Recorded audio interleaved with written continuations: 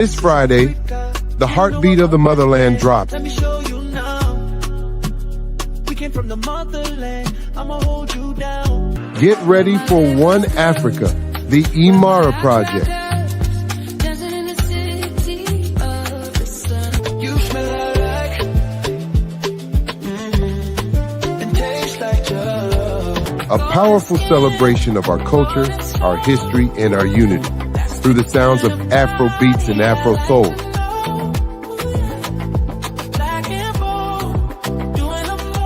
We are one people. We are one people. From the bustling cities to the vibrant villages, from the drums to the mic, this is the music that connects us all. She knows she's the truth with them braids, twist, afro. I say you better let 'em know. One Africa, streaming everywhere this Friday. One Africa, where the rhythm meets the soul.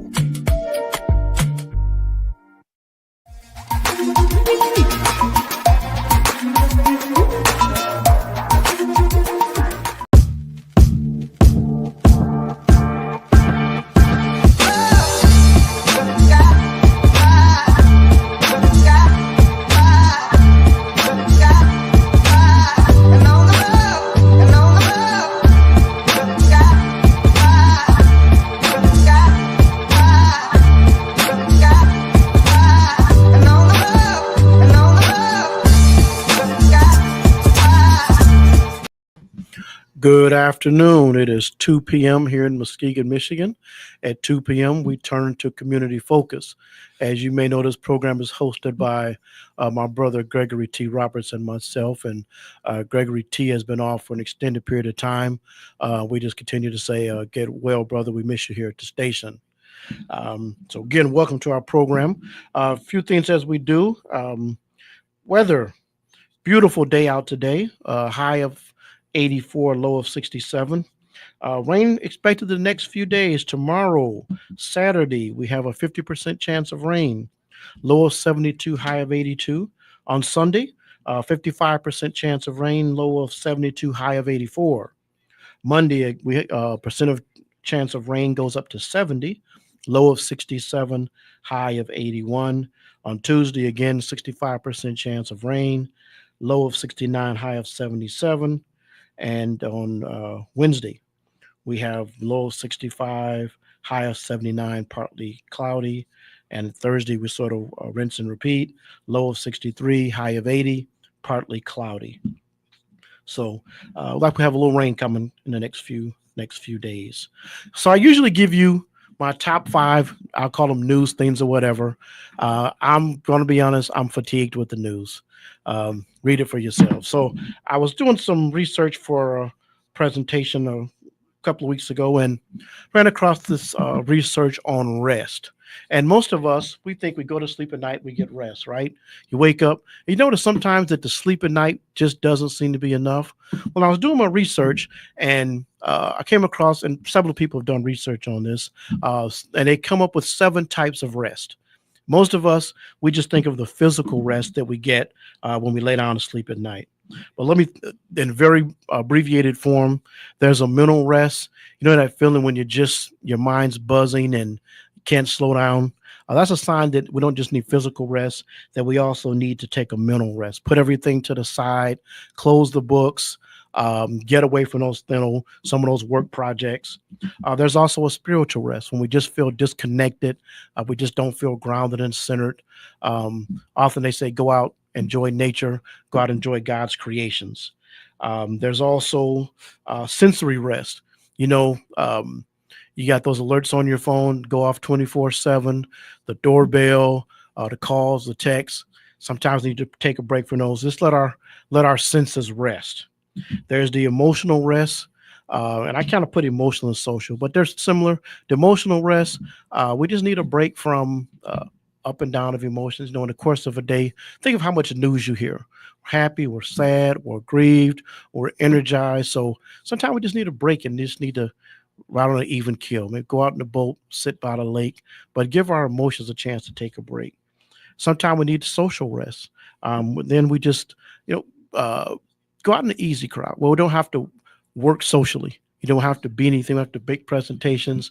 We just kind of relax, do something with a group of friends where you don't have a commitment to do or be anything. And then last, there's creative rest. When you just the ideas aren't coming, you sit down and write, nothing comes through. Um, you take a break, and what you do is what they suggest is go to a play, watch a movie, uh, experience someone else's creativity. Maybe read a nonfiction book. All these ideas give your mind, give your spirit, give your thoughts a chance to rest. So that's our not five, but seven things for today is make sure that you are resting completely and thoroughly. All right. So I know that you all see this beautiful young lady sitting next to me, and she's been sitting patiently. And the reason we come to Community Focus is to be informed and learn more about our community. So I want you to join me in welcoming to the program. This is not our first time here. No. Join me in welcoming Miss Tina McGee to Community Focus. Good afternoon. Good afternoon. Thank you for having me today. How are you doing today? I'm doing well. How about Good. yourself? Good. It's good to have you. I'll get this. Last time I interviewed you, had a different name, I think. I did. Okay. I wasn't married then. Yeah. So congratulations to you. How's your husband doing? My husband is doing well. Thank you so much. All right. Hello, Pastor. Good to have your wife in the studio with us today. Let's talk about why you're here today. Well, first of all, give people some background on yourself who don't know you. I am Tina Grissom McGee. I have a learning center, Tina Tots Learning Center, and that's why I was invited here today to talk about my new location. I believe that the last time you and I had spoken, I think I was still at home. So I had an in-home daycare. Mm-hmm. And then from my in-home daycare, I moved into the former Loftus School, Yes. which is Loftus now, the Loftus Community Center. Yes. So I was there, Mhm. and now I've moved into the former Baker College. So that's where I am now. Okay, so you're at the former Baker College. So tell us about I want to say Tina's Tots, but the name is different now. It is It's still Tina Tina's Tots. Tots. Tina Okay. Tots Learning Center. Okay, tell us about Tina Tots Learning Center. Tina Tots Learning Center was established in 2019. Mhm. I started out at home, and like I said, I moved into the former Loftus Elementary School, Mhm. and now I'm located in the former Baker College, which is now the community, which is the community county. I'm sorry, the county location. Okay. So where the county offices are. Okay. So that's where I am, and I'm in the former wing, which used to be the educational wing of Baker College. So I'm Okay, there gotcha. now, and I'm in Okay. wing E, which is door 46 and 47. Okay. Tina Tots Learning Center, we take care of children ages 0 to 5. Mhm. I have 9 staff members along with myself, and work with some phenomenal women that take Okay. care of children. Okay. And we're not a romper room, but we are literally a learning center. So Okay. you will see some days where children are running around, but for the most part, they are Mhm. engulfed in learning. Okay. Now I know that's a big emphasis for you. We're not just getting kids here, like setting them in front of the TV till you come pick them up, but Right. the idea that you're a learning center, that's real specific in your name. So talk about that and why that's so important to you. Like you said, learning, it really starts at home for the most part. Mm-hmm. And so you can play anywhere. Mm-hmm. And of course, we incorporate playing with learning, but the staff that I have, we are so in tune to learning ABCs, numbers, and being able to count, being able to do name recognition. And not only that, but we're learning math concepts and things of that nature. And like with the smaller children, we're teaching them how to hold their bottles. And those are things that are very important to us. So we're not just pushing the baby off and putting the TV in front of them. No, we're not doing that. We're Mhm. actually doing hands-on activities, learning how to cut with scissors and things of that nature. So it's important to us that we educate our children Mhm. because we're the forerunners of our kids. Sure. And so when parents bring them into my facility, they are expecting us to teach their children and not just to sit them down in front of the TV and the TV is teaching them. Of Mhm. course, they can get TV time at home. There are some activities that we do with the TV, but my staff is in there with them, not just the kids by themselves, Sure. but we're all in there together. Okay. So what are the hours of operation? Our hours of operation are from 7:30 to 5:30, Okay. and we're there Monday through Fridays. Okay. On Fridays, we do close at 4 o'clock, just so that my staff is able to have opportunity to do things for themselves. Sure. And so we close a little early. Yeah. Now, do you go year round, or you kind of start up like coinciding with the school year? We are year round. We Okay. do follow some of the school schedules. So with the holidays and things of that nature that comes up, we incorporate those days in our calendar as well. Okay. How many students can you have? You got ages 0 to 5. Yes. So how many students can you have at the learning center? So currently I am licensed for 54, but I have room to where I can get up to between 75 to 100 students. I don't believe we want 75 to to 100 Uh-huh. students, but I do have a really, really good staff. And so we're capable of doing anything and being able to maintain the capacity, which is in our hands to hold. Okay. Um, do you do anything with transportation, or parents have to get the kids? Parents are responsible for transportation. However, we do have some things in the making, possibly soon, to where we'll be able to transport students. Okay. Do you feed the students while they're there? Yes. So we offer breakfast, Mhm. lunch, and snack. Okay. And then parents are able to bring in snacks as well for like birthdays and parties. So we celebrate everything. We celebrate Halloween and Easter, Valentine's Day. So all of those things that they used to do in school, because those are dates that they really don't celebrate in schools Oh, anymore. okay. So we do have parties. Parents are able to celebrate birthday parties and everything in our center. Okay. I, I'm a little bit removed from having kids age group. What are some of the main questions that parents ask you when they're considering bringing their students to your learning center? Are they safe? Are they safe? Will Is that, they? is that the number one question? That's really the number one Uh-huh. question about children being safe. And I get it. I Sure. understand Uh-huh. because parents are leaving their most precious possessions in our hands. Okay. So with my staff, we are all mother hens Okay. to the children. I ought to always tell parents all the time, you don't have to worry about them being Mhm. safe because they are safe. And not only will they be safe, but also we take under consideration that this is our livelihood. So we don't want to have anything that will cause us to lose our license or anything of that nature. So being able to take care of somebody else's children and being responsible, that's who we are. Okay. And so, and when it kind of goes without saying, but I guess, it shouldn't, because we have to say it. When you say safe, obviously that means people have background checks, you check their criminal records, those kind of things. Absolutely. Yeah. We do background checks through the FBI and Mhm. through comprehensive background checking. So we have to do all of those things before I allow anybody to work for us. Okay. And we're in a clearance. So once we get the clearance, then we'll allow people to come in and Okay. to work. And we also do that with volunteers. So we don't just allow somebody to come in off the Mhm. street to volunteer, but everybody has to have a comprehensive background check before being able to start. That could be a friction point with people sometimes when they like such and such want to come in and just read to the kids, and you say, we got to check you out first. Is that kind of create a little friction sometimes? Well, what happens is, like for instance, everybody knows Miss Pauline McDowell, Oh yeah, yeah. and even though she's been in the school system for years, she was one of the persons that I allowed to come in. Mhm. So we know her to be safe, as well as Mrs. Ann Easley. Yes. She was another person who was Mhm. able to come in off the street. So I consider those people as safe. And I'm always knowing who they are before I Sure. allow them to come in. Sure. I have had parents to come in and to do some things for us, but never allowing people to just come in off the streets. And also, I will tell a person, hey, we have to do a background check.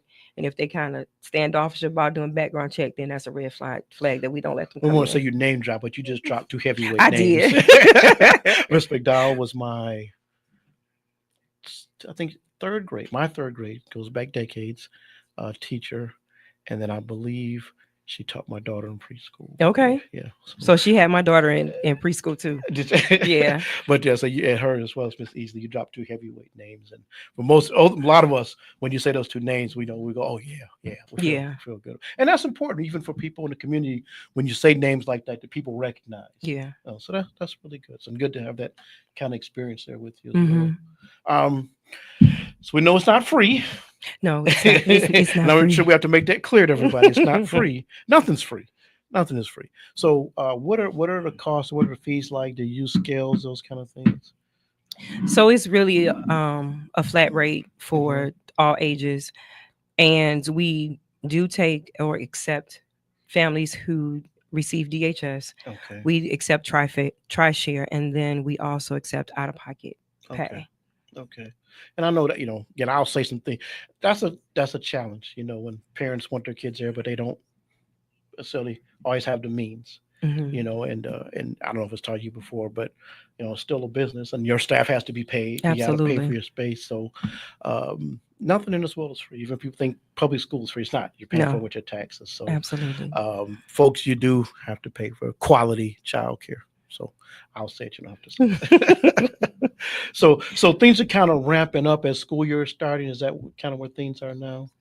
Well, with school getting ready to start, so what happens is a lot of my older children, my preschool kids that I had Hmm. last year, are now moving to big kid school, as we I call see. it. I can see that kind of hurt you. I can tell that hurt, but you got to let them go, right? Yeah, because those are our babies, Yes, yes. Um, and so now to see them transition, and some of them are going to kindergarten, Hmm. and so it's really hard to let them go. But I'm also excited to see the new kids that we're going to receive. So I've already had students enrolling. We have open enrollment, so Hmm. we are taking all ages. Um, and then with my older kids, I always like to leave them with something Hmm. when they leave us. So Hmm. when they leave us, they know that, hey, we've been to Tina Tots, because I don't want people to say, well, where did you go for childcare? We went to Tina Tots and didn't learn nothing. But no, Yeah, we don't want that. Yeah. all of our children, they are learning. I got to give one shout out to one of my students that I had as a baby. She came to me at 5 months old, Gianna Townsend. So Gianna, Oh, she calls me Pooh. okay. But Gianna is now going to kindergarten, and when she started preschool last year, she was reading at a first grade level. So again, going back to saying that what we teach, not only are we teaching the kids inside our learning center, but Hmm. it also goes hand in hand with what the parent is teaching at home. So, with that being said, parents, we are teaching your children. They're not just playing romper room, they are learning.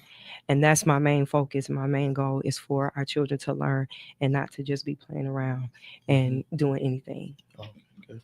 Let me ask you this. You said you started in home 2019 and you go to the Learning Center, Tina's Tots on the Loftus.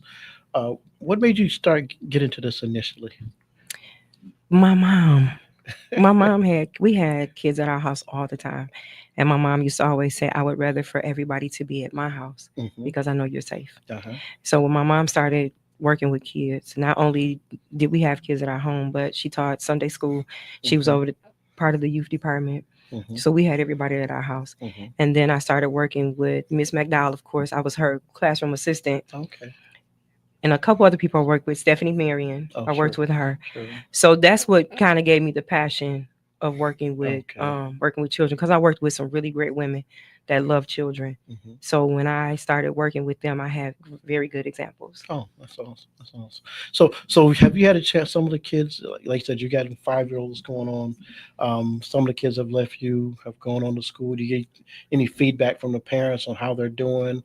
What they've learned there compared to going on to school from there. Yeah, we get a lot of really good feedback about they wish that we could um, go to a higher level. I just don't have the patience right now to go back to go back to school. Uh-huh. But parents are saying good things about us when their students leave us Okay. and they go on to Hmm. higher education. So it's been a good thing to hear. And it's also encouraging to us to let us know that what we're doing is not in vain. Okay. Sometimes we don't feel appreciated. Oh, sure. We do have parents that they kind of, we kind of get slighted in some areas, but Hmm. for the most part, we have a very good support system Hmm. with the parents that we service. Good. You said safety is probably what the question you get asked the most. What are some of the other main things that parents kind of ask when they're kind of evaluating whether they want to bring their child there or Sometimes we are asked, how do we parent? not? Okay. With a lot of young parents, they do have questions Hmm. about how do you raise your children in certain areas, or how do they handle certain situations. Hmm. So not only do we service the children, but a lot of times we become the big sisters to the Yeah. moms. Yeah. And that's what I love about what we do. We are literally a family. Some days you might come in, and I tell parents this off the bat. Some days you might come in, we'll be laying hands on the kids, we'll be praying. The kids will pray for you if something is going on. So I know that what we're teaching them Mhm. is grabbing hold, not just educationally, but also learning the importance of prayer. Sure, sure. And we don't hide the fact that you're a woman of faith, and Absolutely so not. they gotta, the children gonna be exposed to that at your center. Hmm. Awesome. I do, and that's one thing I do tell my parents. I said some days you might come into my office, and I'll be maybe playing "I Love You, Jesus," Mhm. and they was like, "Oh, that's fine. That's perfect," Mhm. because children deal with things too. Yes. Yes. So we don't know what they're dealing with at home. We Mhm. don't know what they're dealing with outside of us. So being able to be just a safe space, not just a safe space for them to come and learn, but also a safe place to say, "Hey, Miss Tina, Miss D, Miss K, they are my safe place. Miss Takara, she's my safe place. Miss Mimi, these people are my safe space." Okay. All right. So we talked about some of the things parents ask you. What are some things parents should know, whether they come to your center or if they're even looking at a center for their children? What are some things you really want parents to know or do preparing their children to come into a center like yours? Be prepared to know that your children are loved, Hmm. that they will learn, they will be exposed to the good things. We will show them the importance of learning and what they can learn and what they can be, the possibilities of not just being a learning center. And I tell people this all the time: we are not a daycare. We do not babysit. I hate when people say, "You just a babysitter." No, we're not. We are educated women with our degrees that are educating young minds. Yes. And that's what we're doing. That's what our job is. Because you can take your baby anywhere to be babysat. Yeah. But when you come in, they have their cubbies, they have their coat racks, they'll be able to see their Hmm. pictures with their names and Hmm. everything. So learning name recognition. And that's what they need to realize. We're not just a learning center, but we are a facility where your child is actually learning daily. And when they come in, it's really set up like a school. Okay. And so that actually means the parents have to be involved a little bit too. If kids are Absolutely. learning, they're trying to learn their numbers or colors or something. Parents, you got to get do something too. And Yeah. then, hey, am I getting these right? So, like you said, it's not a daycare; it's a learning center. And Yes. so that's probably a good indoctrination for parents before they take kids off to K through 12 school as Yeah. well. Yeah. Let me ask you this: um, you talked about your mom being involved in all kind of youth things. Uh, do you look at yourself sometime and go, you know, I'm my mom now, not that person, but do you look at yourself sometime and say, I'm home now, I'm really doing this. I'm an adult doing this thing now. It's crazy that you would ask me that because I looked at myself in the mirror this morning and I said, I'm turning into my mom. Yeah, I do. I look at myself and I say, I'm becoming my mother. My mother is so talented. Yes. I've watched my mom work with children and all the kids that she worked with as I was growing up. We're all grown now. So Yes. we have Yes. our own children. But to see life come back full circle, Hmm. I do see myself Yeah. in my mother. Yeah. And I can see my mother in me Yeah. with the things that I do, even some days of how I act and how I perceive things. So I do see Yeah. my mother in me. Yeah. And, you create community. So you have some of our teachers there, Hmm. and then you have people probably whose kids are there, and so that's really what creates those generational connections that creates community. Yeah. And so I'm hoping that your students as well as the parents will have a great experience there. Um, how can people get in touch with you? You all can reach me by either calling me on my cell phone. My number is 231 Mhm. 683 7150, or you can call the office at 332 4051, and you can leave a voicemail on either one of those phone numbers. Okay, so it's open enrollment right now. They can bring students in, all the forms, everything they need. You guys will have all those things they need to sign up and enroll and everything. Yes, we'll have all the forms. The only thing I would need from you is an immunization record and a health appraisal. Okay. And then we'll get all the paperwork and everything all set up for you. Okay. Tell people where you're located again. I am located at 1903 Marquette Suite E 101. If you're looking directly across at MCC, look directly across the street, you'll see Tina Tots in the window, and we're at door 46 and 47. Yeah. Do you have a, a theme overall, like I don't know, mantra that you use for your center, like a vision statement or focus statement or something that you use there, like we're this. Yep. So I'm not even saying it. I'm supposed to my be on the radio, motto. and I'm not saying motto. There you go. Words are my business. Yeah. Yeah.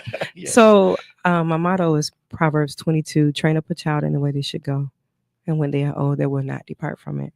And the reason why I chose that motto is because not only what they learn early, it'll follow them down through the years. So being able to count, recognize your name, this is just the beginning stages of where they're going to go. These small things is going to carry them through the next phase.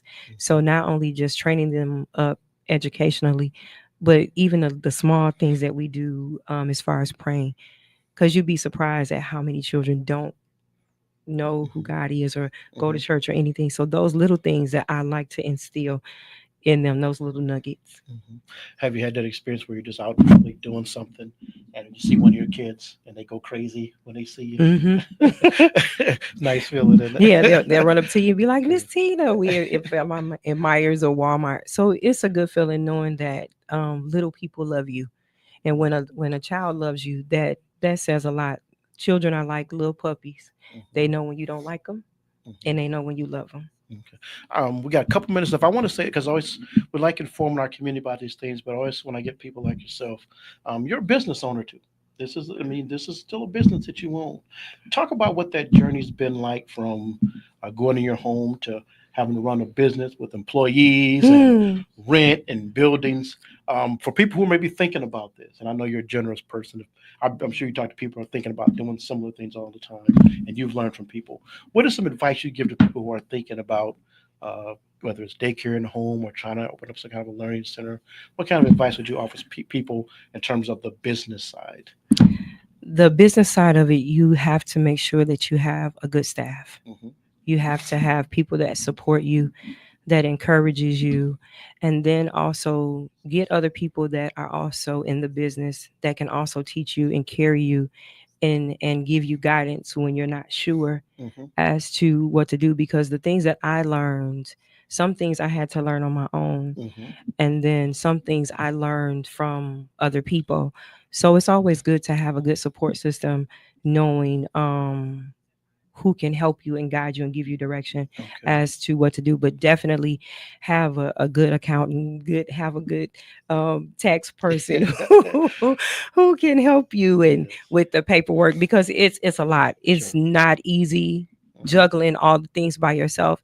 But the number one thing is definitely having a great support system behind you and a great staff, because doing it alone is not easy.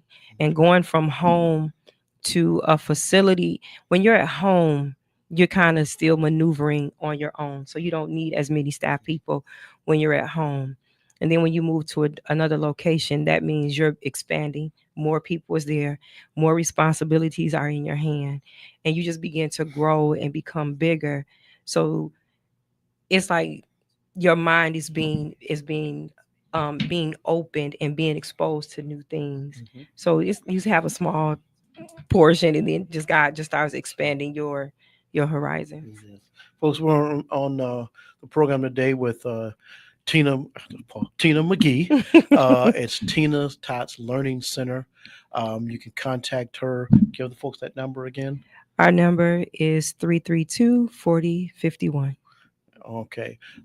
So if you're looking for a place for your children to learn, ages 0 to 5, get in contact with Miss McGee. We're here on Community Focus. We're going to take a brief break, and we'll be back with our next guest. Thank you so much for being with us today. Thank you so much for having me. And also on August the 29th, we will be having a carnival at our location at 1903 Marquette. So please bring your children out. We'll have a petting zoo. We'll have face painting, popcorn, hot dogs, and bounce houses. So please bring your children out on August the 29th from 3 to 6. All right. We'll be back after this break. Hi, my name is Kevonte Taylor. I'm one of the kids that went on the free trip to Africa. And I'd like to say thank you so much for taking y'all time to pay for the trip. I'm very grateful. I learned a lot. I had a very great experience thanks to y'all. And like I said, I appreciate it so much. My name is Kamara Stedman. I was one of the students who were chosen for the 2025 Kids Free Trip to Africa. It was such an amazing experience. Thank you to those of you who donated. Hi, my name is Isis Carter, and I would like to thank everyone who donated for me to be able to go to the Kids Free Trip to Africa this year. Special thank you to the Kids Free Trip, Egypt and Ghana, Youth Class 2025. I really enjoyed my trip going, and we learned so much. I would say it was a very enriching experience because I remember we were on the cruise. On the cruise to go on the road trips on the bus, and it was so amazing. I got to sit next to all my friends, and we were on a plane. I went on for the first time, and it was kind of scary at first. I have a friend right there. Here's all the people who supported us going on this trip, and a special thank you to you all. We couldn't have done it without you. I really appreciate you guys letting us go on this once in a lifetime opportunity trip. Thank you. Class 2025. So first of all, I wish everybody saying my name is Lawrence Pascal. I was one of the kids to come on this free trip to Africa. I'm back now, and I want to thank all my donators for this trip, and I wouldn't have done it without y'all, so I'm thankful for y'all donating all the money. $48,000 is a lot. Thanks for all of it. And yeah, I'm back. Hi, this is Tamaya, one of the kids that was allowed to go to chosen to go to the free Kids to Africa trip. I'm just coming out here to say thank you for donating and allowing me to be able to go on this trip. Thank you so much. My experience was amazing. Hi guys, this is Aja Fletcher. Thank you guys for everybody who donated to us, and I truly appreciate it. I had a good time and I learned a lot of things, and I just appreciate y'all so much, and thank y'all.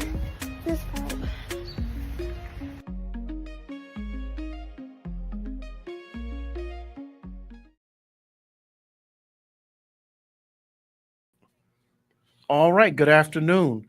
You may recognize the guest to my left and your right on the screen.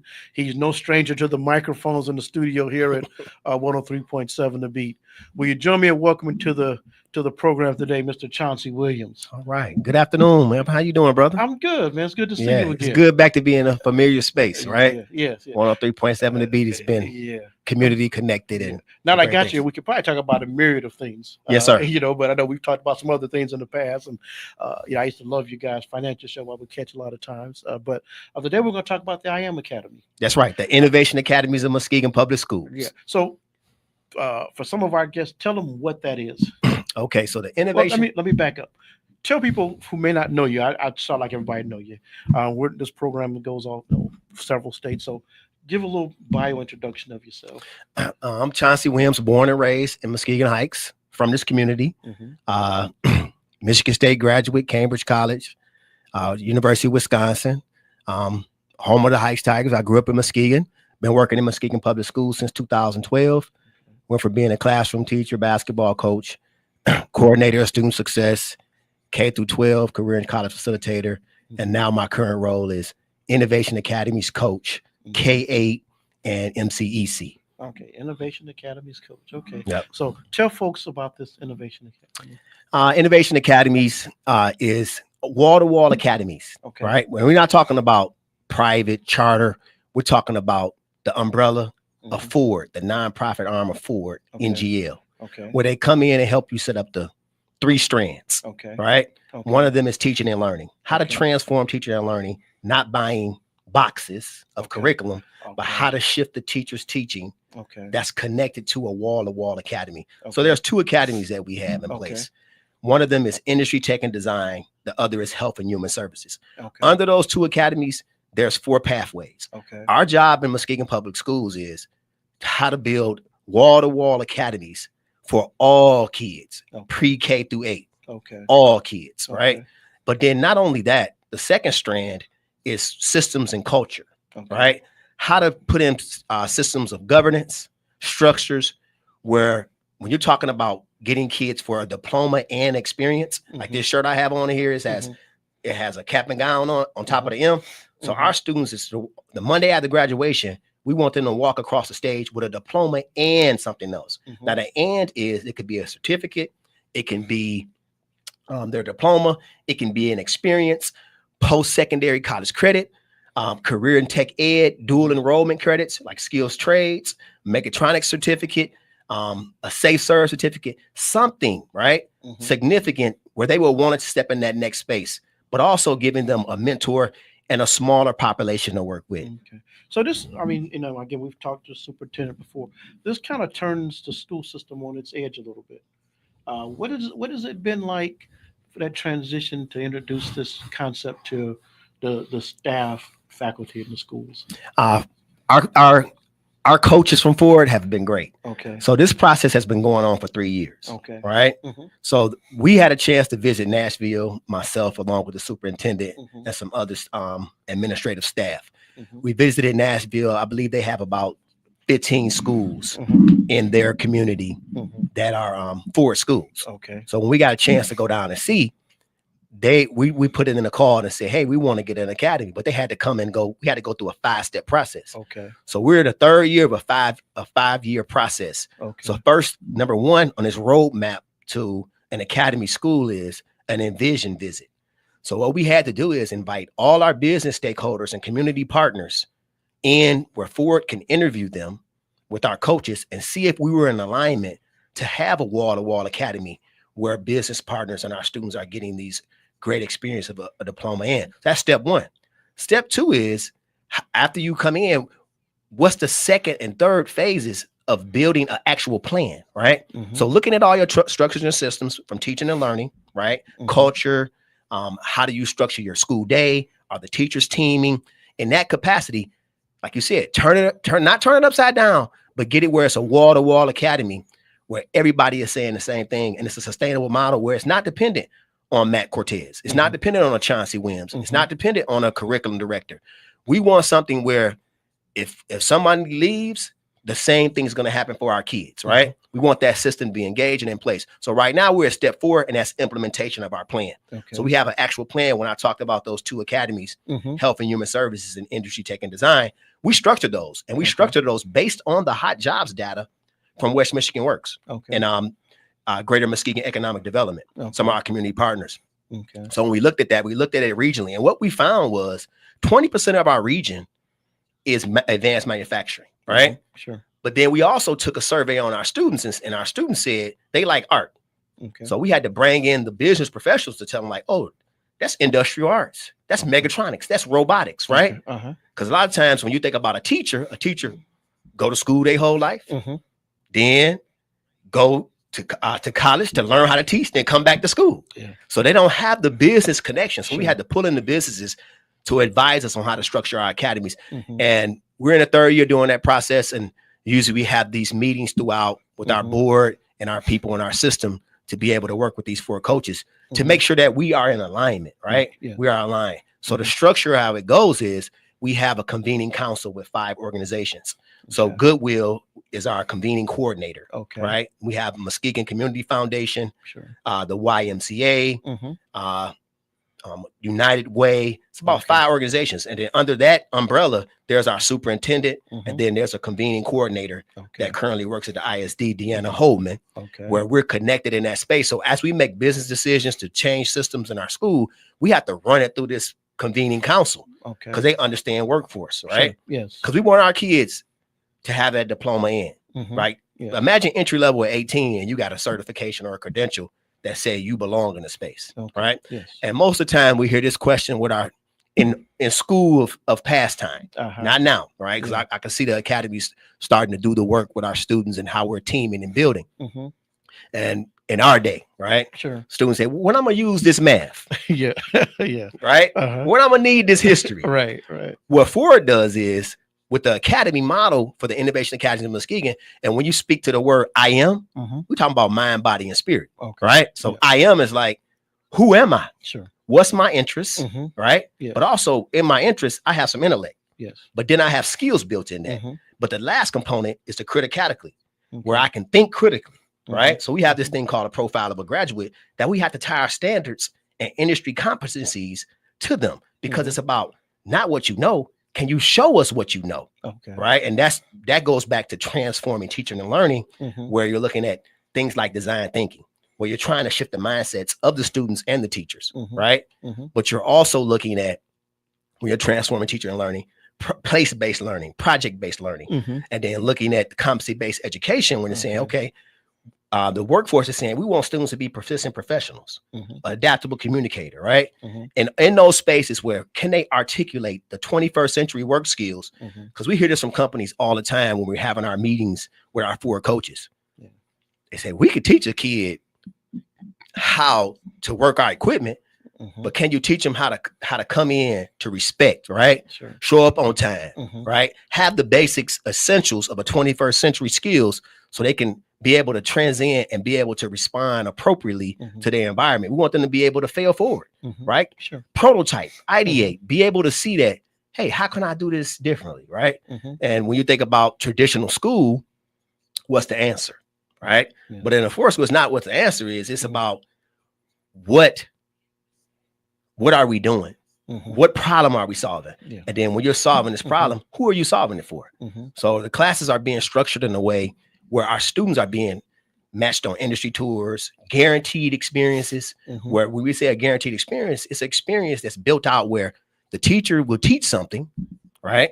With design thinking or PBL connected to it, but then they would have to go either on an externship as an educator, right? To see this industry with companies like we're working with Shape right now. So you can have a company like Shape. We have an electric car. So it's like, how do we connect that to the classroom?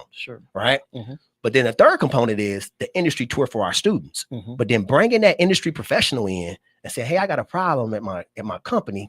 I want you students to solve it. And how do we scale that in our curriculum to get math, science, social studies, English and language arts in?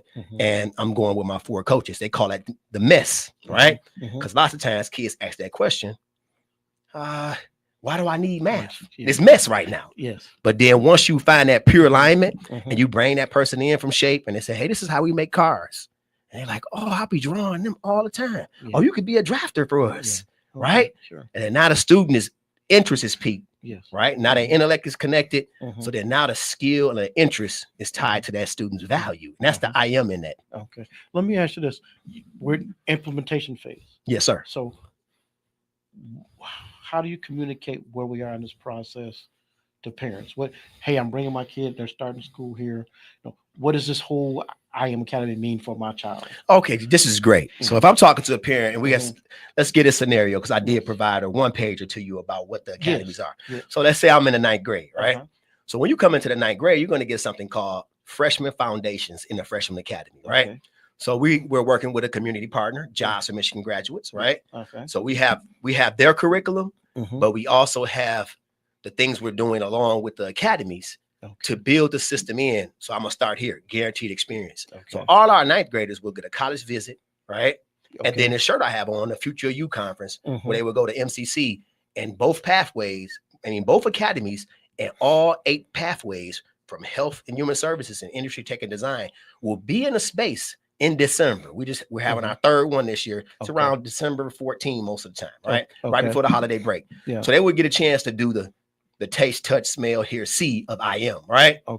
Imagine engaging all your 5 senses in a space, and you're looking at pathways, right? So that 9th grader gets that space, but they also have a class that's an elective where they getting exposed to the 8 pathways also, where a speaker comes in, they get to do some PBL projects and design thinking, but they're still taking their 4 core classes, right? So they're still taking what we call the mess, right? But we're aligning the mess to the industry tours, to the Future You, and we're aligning it to the college visits, right? So now at the end of that year, when those experiences happen, they have a freshman gala, but then they have decision day. And in the decision day, our students make a decision about which academy they want to go into. So we spend a whole year prepping them to make a decision after their freshman year. Yes, when you think about the Michigan Department of Education has this thing called the Michigan Career Readiness Model, right? In that you look at, because we're PK through 12, so you look at pre-K through 8, pre-K through 5, I mean, when you talk about elementary, Mhm. it's exposure. Okay. What can I expose you to, right? Okay. Yeah. When you talk about 6 through 8, it's exploratory, right? Okay. But then when you get to high school, it's career prep, but you're still doing the other elements. Sure. So that continuous thing is happening. So after 9th grade year, now the students take a stackable course or stackable credential. So Okay.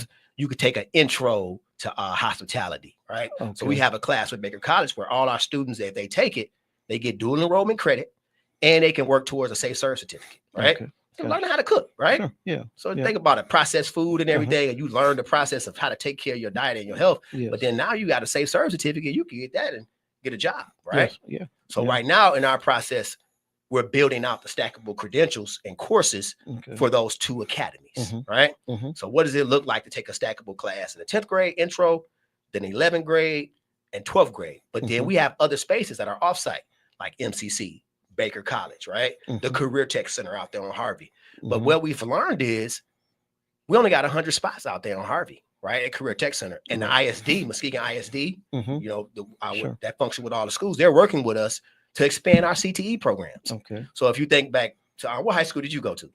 Muskegon Heights. Muskegon Heights. Okay. Yes. Well, back in the day, we had to go downtown Yeah, to sure take the did. classes, Oh, right? yeah, yeah. So Muskegon has Uh-huh. brought that back. They have Okay. 3 CTE programs right now. Gotcha. Okay. JRTC, Okay. the only one in the county, Right. right? Yeah. A teacher prep program based on social justice with Michigan State University. Okay. And the last one is geometry and construction, where they Okay. get a residential certificate by the end of that year, Mhm. but they also get certified in OSHA 10, right? Okay. And CPR.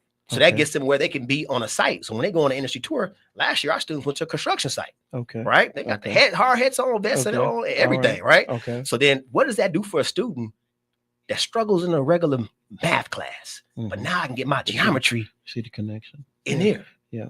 Let me add 2 things. One, as you're developing this, even you talking about the core and everything, have you had, you talk about your advisors and have you had students involved as you develop this process? Oh, yes, sir. For our coaches, Ford would not let that happen. When we say all stakeholders, Uh-huh. we spent, when we were onboarding the whole academy process, Mhm. we probably had 100 people in the room. Okay. And we had students, because our superintendent, Matthew Cortez, he had a lunch group that he had of Mhm. students that were from athletes, academias, all students from all groups was Mhm. eating lunch with him. So then he was able to tap in groups from the middle school, elementary, and high school. So when Ford came in, we did a whiteboarding process. We did a design thinking process of getting all the ideas out. What is school like for you now? How would you imagine that, right? Mhm. What does that look like if you could do this in school? Mhm. So we're building it. We've built this model Okay. with business owners, parents, and students, Mhm. right? So now you're talking about that alignment of school, community, and industry Mhm. all coming into place and breaking out of the silo and saying, only if I can get the kids here. No, we're working to build a sustainable model where we're wall to wall and we're school community wide, Mhm. right? Yeah. So how long has Ford been involved in this process with working with schools like this? Well, I know the longest school I've seen, I've visited a couple 4 schools. Mhm. So right now in Michigan, we're the only 4th school in Michigan. Okay. So there's Romeo, Okay. Warren, Centerline, Mhm. Battle Creek Central, and us. Okay. So all right, so that's in Michigan. Mhm. But Nashville goes 19 years. Okay. And if you And- go visit Nashville, you can tell the economic ripple effect of those 17 schools being there 19 And that years. was my question. You say step 4 implementation. I imagine evaluation is somewhere in that process. Oh, it's an annual And- process. So after okay. our 5 years, Uh-huh. it'll be an annual process where they'll Sure. come in and see if our Uh-huh. systems are set. And our coaches are great. I got their text. I could text them anytime, Mhm. call them, Mhm. check. They'll check and see if I'm struggling with something. And I can tell you, brother, it's not easy. Oh, This work needs, when I'm sitting here and like my superintendent couldn't be here, but I'm Mhm. communicating the message. yes. That's what I like about the academies. Yeah. It's not reliant on the person, right? Okay. So when our superintendent said, "Oh, Chauncy, can you come?" Mhm. Yes, I can come, because he knows that I'm going to deliver a message the same way he would deliver it, because we've all been in the same system and we've been working on this process for 3 years, Okay. right? And we don't want to deliver a message to our community where we're sending mixed signals. Sure. So that's part of the governance model of the systems and structure and what we're articulating to our community. So what have been some of the concerns that you feel like you've been able, from parents who are hearing this, in this concept, and what's more than the concept, but what are some of the concerns that you've been able to address with parents? Sincere parents was like, I think I get it, but What have been some of those issues you had to kind of overcome? I wouldn't even say that we having issues. I think we running out of space. That's the issue. We got students that's transferring in. Like if you look at all our facilities, they all have been refurbished. They're new. Like the new middle school has last time I checked, probably like 800 students in it. As right? part of it, you think people, we know school. Yes, go sir. in the morning, class, 4 years, graduate. Do you think part of it is people are ready for something different and wanting to hear something different being offered from the school district? Yes, because these two phrases right here, student voice and choice. Okay. This model was built because of kids. Yeah. Right. When I stepped into this role, you could think about the pain and hurt and issues that we have in our community. Right. Sure. It's time to do education different. Yeah. And when you think about Muskegon Public Schools, last year we graduated our 150 year class. And when you think about somebody that's prominent as Charles Hackley, you can go back to the end of the Civil War, right? With him starting in the city and building it out, but also building a city like Muskegon Heights. And we're supposed to be in some way connected, right? Yeah. So as we start as the first academy school with all our stakeholders, don't you think another school will want to come on board that we can possibly, because we have probably 14 school districts in this county. So it's other superintendents that's watching. Sure. It's other schools that's watching. Everybody can't transfer. So how do we bring on other people in a space to say, hey, we want an academy too? Is that sort of what happened in Nashville, where they have all the schools that kind of expanded out? I'm not at that executive level, but I got family. It just sounds like that. Yeah. As I'm listening to sound you. like. Because again, I mean, let's say I'm for it. The idea is I don't want it to be unique. I want to do something that fits my community. Yeah. I can share that with you. I want to share that with you. And what Ford does is they do a great job of showing you how you can build your academy individualized or personalized to your community. Yeah. Right. Yeah. And they do a great job of that. So we visited about 4 schools when we went down there 3 years ago. Went to a school that had all the money, right? They had everything. They had the bank in the school, the restaurant, and this and that. Then we went to some other schools that figured out, okay, we're going to do JRTC differently. We saw the school that had the whole JRTC program. Then we saw a school that had the blended program. We saw the school that had the police academy and JRTC together, right? Okay. And that worked out well for them, right? But that's what I'm talking about, that structures and system. And as you are building with your community, this fits our region. This is what we're going to do, right? Because when you think about time and talent, and businesses talking about they're going to step in spaces to support our kids and say, we're going to give you all the resources you need to do this because we want to see this happen again in a powerful way where we can bring back the I am and the full potential of our students. So when I say that, when you think about the history and there's other schools coming on board, I hope so. But right now, we're 3 years into a 5-year process. And I'm telling everybody that's either paying attention or watching when it reruns, it's not easy. This process is not easy, brother. Yeah. As I'm listening, it's not, I think I've worked with a lot of grants. So hey, fill out the application, work on a grant for a couple of months, get a grant, spend some money. But that sounds like that's not the commitment Ford is making. Here it is. And certainly, 3 years before we get to this point, it's a bigger commitment than that. Yep. And like you said, it is a cost. It does do things. But if you could think about, for us, COVID was a rough time for our country, right? Sure. Yeah. At Muskegon Public Schools, we realized that COVID is the time to figure out how to do education right. Yes. When the funds was coming in and things were coming, we said, what could we do to put in place a plan that we can really lift the morale of our community and make sure our businesses and students feel like they belong in Muskegon, where they like, when I graduate from high school, I want to go to school here and I want to come back and do some great things here because I know where I fit at now, right? And that's the empowerment statement I want to resonate for everybody to understand that the academy is in place to enrich the opportunities of generations. Because what I've known about seeing in other spaces, when I visited Nashville, the main superintendents, they gone.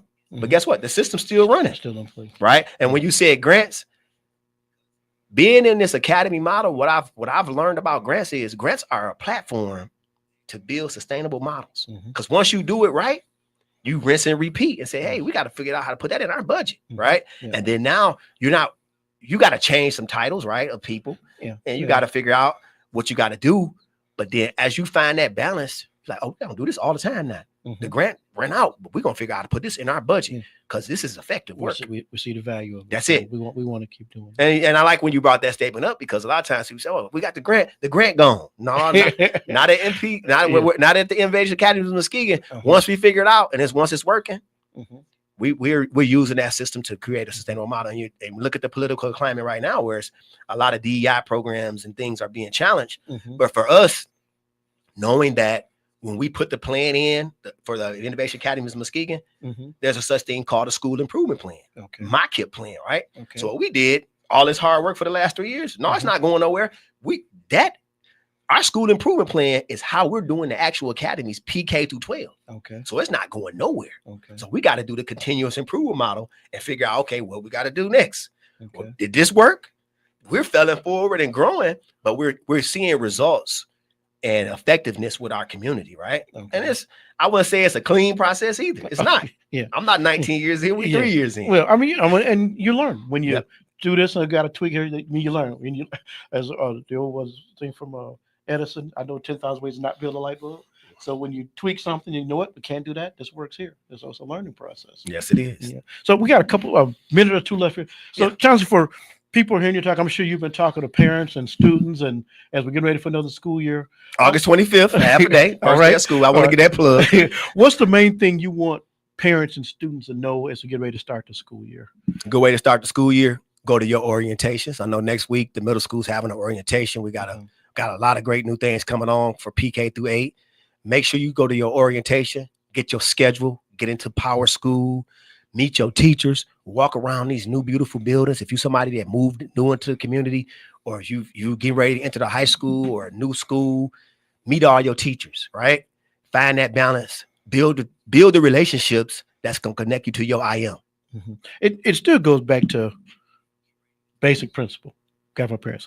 Go to school, learn something, find a way to succeed in life. Yeah, the soft skills. Show up on time. The challenge for educators like yourself is, how do we find a way to do it? You know, the way my great grandmother did. She started a school back with my dad when she was really back in the 20s. But how she did it in the same way we did it now. But the idea of what we want to take this student at the end of this period of time, we want you to be something that produces in society. That concept hadn't changed. No, it hasn't changed. But now, and I would say that how we're doing it, we're building smaller teams, right? So when I talk about the high school model, we're breaking our students down in 150 families. Where you talk about those 2 academies, we talk if we got 300 students at a grade level, let's say they're in the 10th grade or they're juniors, and you say, okay, this 150, this counselor gonna see them, this administrator they're gonna have a principal, a culture coach, and a counselor, right? They're gonna have a team of probably 5 or 6 people with their teachers, where they're gonna be planning on how to make sure that kid is successful when their day is good. Not because your social studies test is 100%. No, we're gonna make sure you full as a person, right? We see you as a whole person in Muskegon Public Schools. The holistic approach. Yes. Yep. So building it. So when we put some challenges in front of you, like you said, you want to be a construction worker now. You said you want to be a nurse now. You gonna have to see some blood, right? And that's what we've learned in this academy model. Kids find out what they don't want to do. So I don't have to waste money on tuition and be like, oh, I picked a major I didn't like. No, I tried this a career on in the 9th grade. Not after a family member, not after 4 years of medical school, realize you don't want to talk to patients. But you found out early, like, no, just something I can do, something I can't. And that's the beautiful part about academies. Because you got to think about it. There's a lot of people that have degrees that's not even in their field. They doing it. I realized I didn't like that. So they're getting this exposure young. To yes. And try it on. And it's not a bad thing if you get exposed to someone, realize you don't like it. Yep. Try these careers on. Try on careers. Yeah, that sounds good. Yep. Till you find what fits for you. If people have questions, maybe we got parents that still, I don't know if the district's full, but how can they get in touch with you if they want more information? We got our district website, right? Okay. We got MuskegonPublicSchools.org. Go to that website, check it out. Reach out to me on social media. We got a lot of outlets on we got district social media, Facebook. We're out there. Our doors are always open in this community because we want to make sure that we're hearing our stakeholders, community members, and everything. And we're just building the capacity to make sure that our students are being able to get the diploma and experience when they graduate, PK and all students. Awesome. We're out of time, folks. Listen, let me say this. Always try to have some wisdom as we close out the comments. Sometimes things can change right before your eyes, and you can still miss it. The Bible talks about seeing, having eyes but not seeing. changes are taking place in Muskegon public school system. You can miss it. You can think it's the same old, but they made a commitment to doing something different. If you're in the system or out of the system, you want to give it some serious consideration. To you parents, as school is starting, jump on, as Mr. Williams said, get your students those orientations. Let's jump on board early. Let's take advantage of people who've invested a lot of time in trying to present something to our young people that's for them. So I want to encourage you in that, as my brother Gregory T always says, you know what? Go out and be a blessing to somebody else this weekend. All right. This is Community Focus. Take care. The wait is over. The all-new Umoja Radio Network, home to over 40 Black-owned radio stations and podcasts, is here for you. Connect to the world's fastest-growing collection of unapologetically Black and proud media, from podcasts to independent Black-owned radio stations, and access to the important news and music you need. Umoja Radio is from our culture, by our culture, for our culture. The all-new Umoja Radio is available right now on Google Play and the Apple Store. Join the movement. Be empowered.